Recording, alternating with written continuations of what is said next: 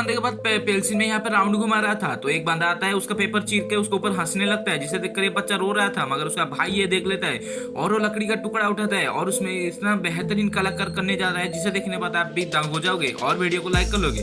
मगर मैं उससे पहले चाहता हूँ कि हमारे चैनल को सब्सक्राइब कर लो, क्योंकि इस तरह की वीडियो आपको और कहीं नहीं मिलेगी।